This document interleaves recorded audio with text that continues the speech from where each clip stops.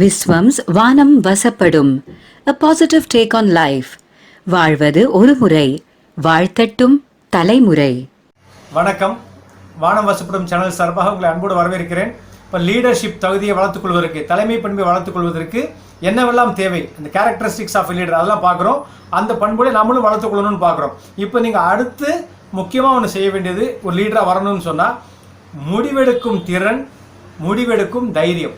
இது ரொம்ப essential. Decision making அது ரொம்ப எசென்ஷியலாக இருக்கும். அது ரிஸ்க் டேக்கிங் இருக்கும். அந்த டெசிஷன் ஃபேவரபுளாக வரலாம், இதாகவும் போகலாம், இப்போ ஃப்ளாப்பாகவும் ஆகலாம். ஸோ அப்போ அந்த அதுக்கும் தயாராக, விமர்சனத்துக்கும் தயாராக இருக்கணும். எப்போ பாராட்டுக்கு தயாராக இருக்கோமோ அப்போ விமர்சனத்துக்கும் நம்ம தயாராக இருக்கணும். அதுதான். ஆனால் அதுக்கு ஒரு லீடர் அதை பற்றி கவலைப்பட மாட்டார். செஞ்சு பார்ப்போம் அப்படிங்கிற ஒரு தைரியம் அவங்களுக்கு எப்போவுமே இருக்கும். இப்போ நீங்கள் வீட்லேயே ஒரு ஃபேமிலியாக உட்காந்துருக்கீங்கன்னு வச்சுக்கோங்களேன். இப்போ நீங்கள் ஏதாவது ஒரு முக்கியமான ஒரு டெசிஷன் ஃபேமிலியில் எடுக்க போகிறாங்க. அப்போ அந்த டெசிஷன் எடுக்கும்போது அப்பா இருப்பார், அம்மா இருப்பாங்க, அக்கா, அண்ணன், தம்பி, ஃபேமிலியில் ஏகப்பட்ட பேர் இருக்கலாம். எல்லாரும் எடுத்த உடனே சரி செய்வோமா வேண்டாமா, இப்போ ஒரு நிலம் வாங்கணும், அல்லது ஒரு கல்யாணத்துக்கு ஒரு பொண்ணையோ பையனை ஃபிக்ஸ் பண்ணணும், அல்லது இதை மாதிரி முக்கியமான ஒரு டெசிஷன் என்னப்பா. அப்போ யாராவது நல்ல ஒரு லீடர்ஷிப் கெப்பாசிட்டி வீட்டில் இருக்கிற ஒரு ஆள்கிட்ட இருக்கும். அவர்கிட்ட கேட்பாங்க, என்னப்பா நீ என்னப்பா சொல்கிற, செய்யலாமான்னு கேட்குறாங்க பாருங்க. இப்போ இவங்களுக்கு பயம் இருக்குது, நம்ம எடுக்கிற டெசிஷன் தப்பாக போயிட்டா அப்படின்னு மற்றவங்க எடுக்க மாட்டாங்க. அந்த முடிவெடுக்கதை தள்ளி போட்டுக்கிட்டே போயிடுவாங்க, அல்லது பயந்துக்கிட்டே இருப்பாங்க. பட் லீடர் தைரியமாக செய்யுங்க, என்ன நடந்தாலும் பார்த்துக்கலாம் அப்படிம்பாரு. இப்போ நாங்கள் இந்த பொதுவாக மக்கள் அந்த அந்த முன்னெடுப்பு பொதுவாக இருக்கிறது இல்லை, அந்த பயத்துக்காக. இப்போ நீங்கள் ஒரு ஒரு ஒரு ஒரு 10 ஃப்ரெண்ட்ஸாக சேர்ந்து ஒரு ஊருக்கு போகிறீங்கன்னு வச்சுக்கலாமே.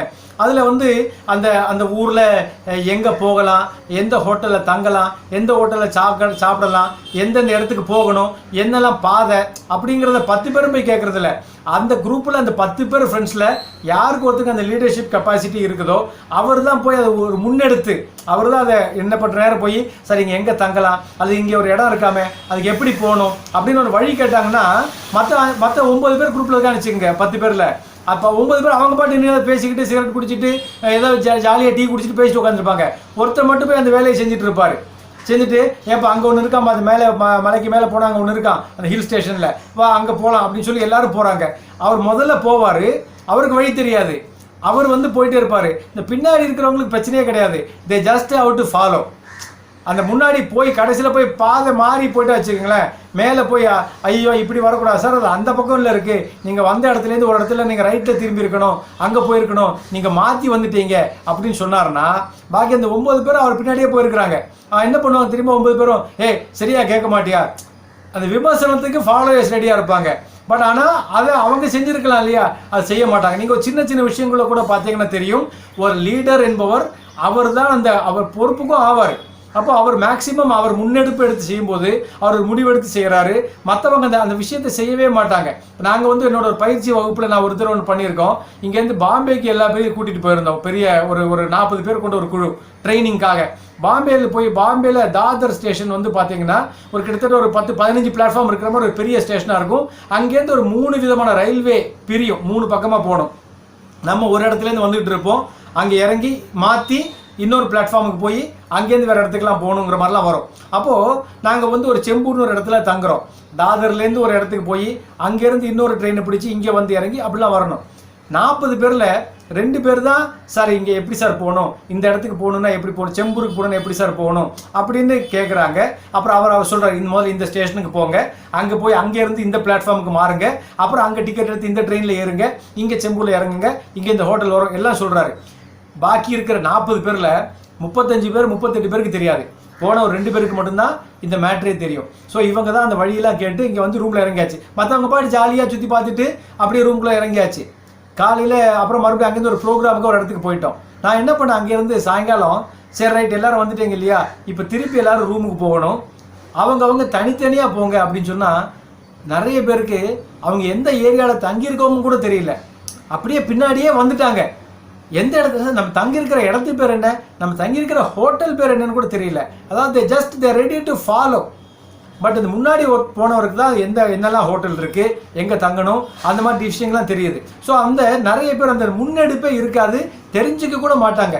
அந்த மாதிரி தான் ஆயிடுது. யாராவது ஒருத்தர் போவாங்க, நம்ம பின்னாடியே போவோம். அவர் டிக்கெட் எடுப்பார், அவர் பின்னாடி போகலாம். அவர் அந்த இதை பண்ணுவார், நம்ம பின்னாடி போகலாம். ஸோ இந்த பின்னாடி போகலாங்கிறதுக்கு நிறைய பேர் இருக்காங்க.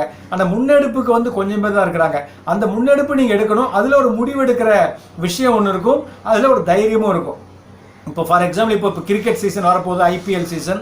இது 2020 நான் சொல்லணும்னு சொன்னாக்க 2020 ஃபஸ்ட்டு வேர்ல்டு கப் மேட்ச் நடக்குது.